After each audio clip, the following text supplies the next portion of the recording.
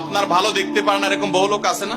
এই হিংসা করলে অনেক সময় বদনজর লাগে, বদনজর। আপনার ভালো কিছু হতে আরেকজনের জ্বালা পড়া শুরু হয়েছে, এর কারণে অনেক সময় মানুষ ক্ষতিগ্রস্ত হয়। বহুবার এই সূরা পড়ে তৎক্ষণাৎ একেবারে পড়ার সাথে সাথে আমি কার্যকরিতা আমার চোখে বহুবার দেখেছি। আলহামদুলিল্লাহ।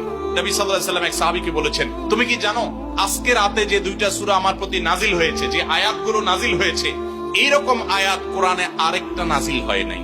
আমার বাচ্চার কোনো অসুবিধা হলে মাঝে মধ্যে আমার মিসেস বলতেন যে একটু দোয়া পড়ে ফু দাও তো। আমি আমার মিসেসকে সাথে সাথে বলি, কেন, তুমি দিলে কি সমস্যা?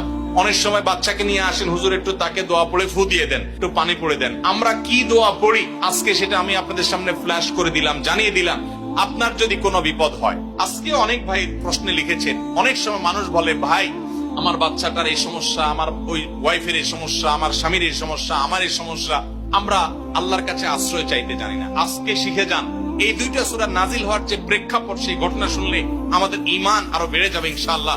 নবী সাল্লাল্লাহু আলাইহি ওয়াসাল্লাম একবার অসুস্থ হয়ে পড়েছেন এবং অসুস্থতাটা এত মারাত্মক ছিল যে আম্মা জান আয়েশা রাদিয়াল্লাহু তাআলা বলেছেন, অনেক কাজ তিনি করেন নাই, অথচ তিনি বলতেন তিনি করেছেন, মানে তার মনে হতো তিনি করেছেন।